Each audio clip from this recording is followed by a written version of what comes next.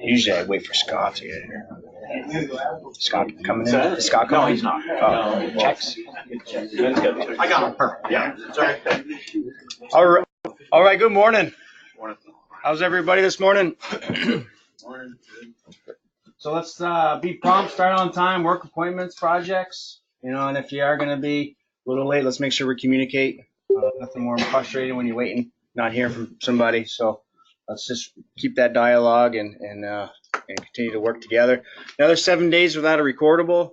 Excellent job, up to 98, almost to that 3-digit threshold. Again, we're just started Q1, first Friday of Q1, or Q4, I'm sorry. So we're at the tail end of the construction season, so let's really focus when we really need to bear down and focus on our hazards, focus on what we have to do each day, so we can go home safe and sound to our loved ones and do the things we want to do outside of work. So October is normally we really start getting around some of our rigging inspections. So this whole month you'll see me kind of running around, looking into job trailers, trying to quickly do an inventory, see what we're doing. We've been using this rigging all season long, so before we kind of get into 2020, I like to see what we have, kind of budget a little bit to see what we need to purchase for the upcoming construction season. So what I'm asking for your help today is this week, try to do your own internal inventory. Let me know if you have any questions on your rigging, and I will also be around to kind of double check and document that we're doing our annual rigging inspection, all of our rigging. So I'm going to go over today all the inspection criteria for pretty much our main components of our rigging, our synthetics, our wire ropes, our chains, our hooks, and our shackles. So here's an example of synthetic inspection. If you see any of these types of cuts, frayed, damaged beyond belief, frayed sling edges, damage to the eyes, or abrasion, anything like that on any of your synthetics, take them out of service. Come drop them off to Elliot. We'll get you new ones. If Elliot's not here, come see Alberta or myself, and we can help you as well. So again, with the synthetics, anything like this, take it out of service. Again, you're going to hear myself repeat myself. When in doubt, just take it out of service. Ask the question before you put it in use. So wire rope, the requirements is 10 broken wires in one rope lay, or 5 broken wires in one strand in one rope lay. So a rope lay is 1 revolution around the core. So if you see 5 broken in one strand, or if you see 10 broken wires in one lay, which would be 1 revolution around the core, take it out of service. But again, you can kind of see, you start to see a lot of broken ones. Again, when in doubt, take it out of service with our wire ropes. If you start seeing permanent crushing, ask the question. We can check it. Sometimes if it's over like a sharp edge, or we're like basketing wire ropes, we can have permanent kinks, and that can take the working load limit away from our good wire rope sling and make it kind of an unsafe thing. Same thing with permanent kinking. If we can't get any of the kinks out of our stuff, we should ask the question. We might need to take it out of service. When it comes to chains is all about wear. So Elliot and a couple of the guys that have gone through some of the more in-depth rigging inspection, we have little gauges that we can check our chains. So it's a 10% wear on all of our chains. You can really kind of notice it because you can really start seeing some really big size gouges in our chains. You start seeing that, and that's when we're going to see it. So you always got to turn the chain sideways and take to see if you got any wear. But it's 10%.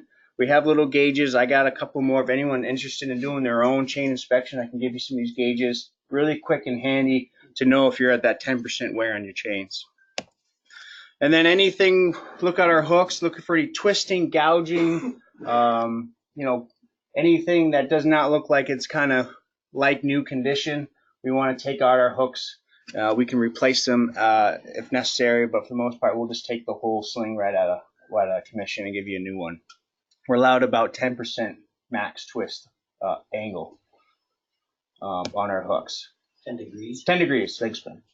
So inspections, what we're looking for is wear.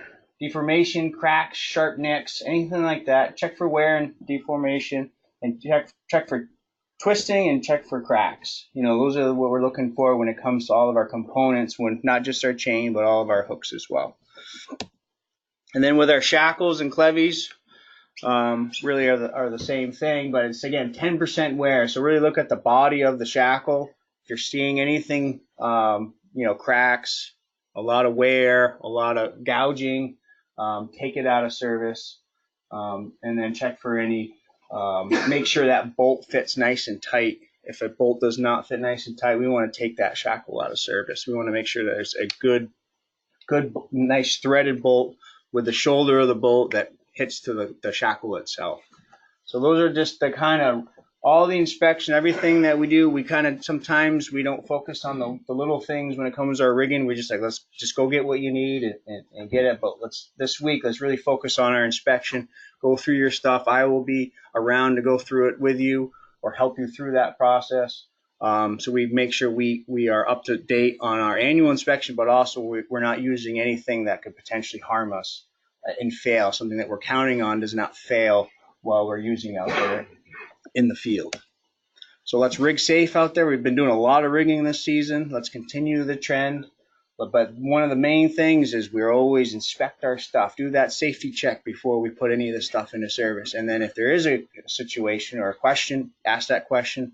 And again, when in doubt, take out our rigging, and we have plenty here for backup.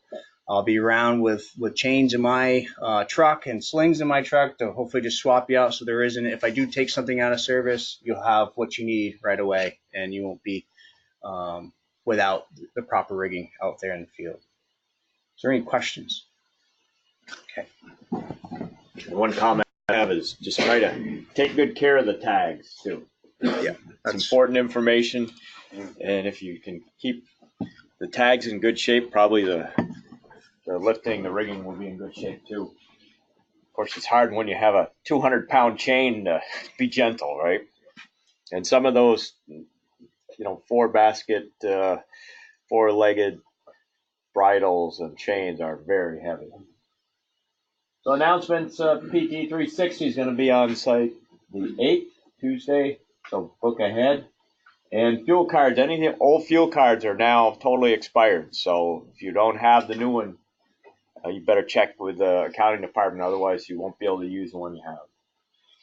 And then we have an update from the Northeast Kingdom from the Orleans Bridge project. We have had some visitors on the project. There's a local farm there. And they're out on the site, on the deck, walking through the site, down under the bridge. They're everywhere. Yeah, it is. Yeah, look at that. They're curious creatures, of course. And then we try to direct them off the site, but it doesn't really work so well. They come right back. Yeah, Todd Nelson. Trying to help push one out, throw one out, and the other one's coming back in. Good technique. Yeah. And then from the photo archive, we're showing some Lincoln Gap paving back in 2011. It's hard to appreciate the steepness of Lincoln Gap from this picture, but you guys who've been on it, especially ones who might have been on the paving project, it's a very steep road. Kenny, we want to start. Oh, yes. Forgot that. Yes. Treating fuel. Yeah, we want to start doing that. Yep. Larry says it's going to be winter time, so we're going to shoot the messenger. There you go. We want summer to stay. All right, yes, start treating fuel. Start thinking about that. Winterization is not really that cold yet unless you have some pumps you're putting away for a long time, for a couple months or more. Think about winterization there on the pumps, and then treating the diesel fuel. And low use items, right, Larry? Like something that's sitting there for Right. a while. Yep, Treat everything. Start treating everything. And if you put a pump away, put it away. Treat it if it's an outdoor pump. Okay, sounds good. Thanks. Good luck hunting this. Yeah, it's not going to go over 50 this week. You're a